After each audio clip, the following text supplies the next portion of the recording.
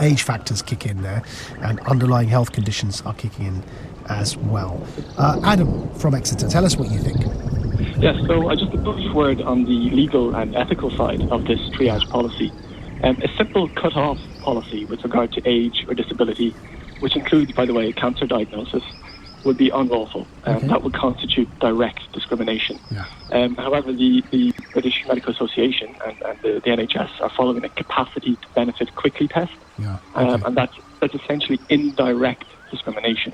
So it's more likely to exclude the elderly or those suffering from an advanced cancer. And so, Adam, but before we carry on, just if you can help listeners understand what your expertise is, and so they understand that you're speaking from a perspective of authority on this. Yes, so I'm a lecturer at the law school at the University of Exeter, and I specialise in medical ethics. So this is precisely your area.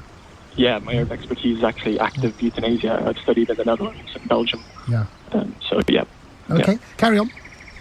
Yeah, so the BMA is correct in stating that this indirect discrimination, it is lawful in the case of a serious pandemic like we're in, because it amounts to what's called a proportionate means of achieving a legitimate aim.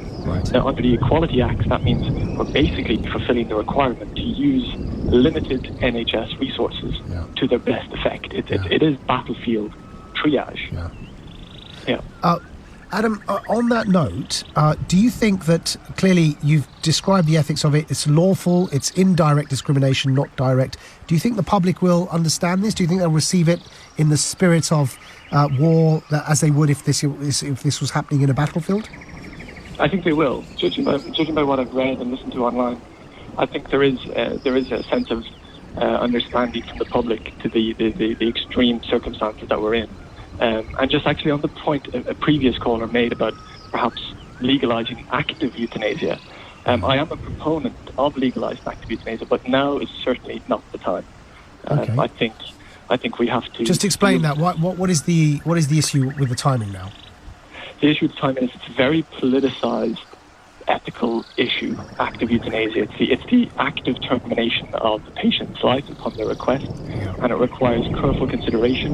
It requires lengthy political debates. It requires, this is the important issue, support from the medical profession, which they had in the Netherlands, which they had in Canada, and which we currentely don't have in the UK.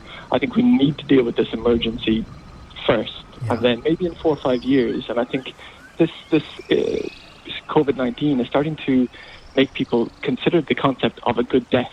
And we're hearing stories of people dying alone, without any contact from loved ones. And I think it's really refocusing our thoughts on the dying process, which is obviously something very difficult to deal with, but it is fundamentally important to the debate on active euthanasia.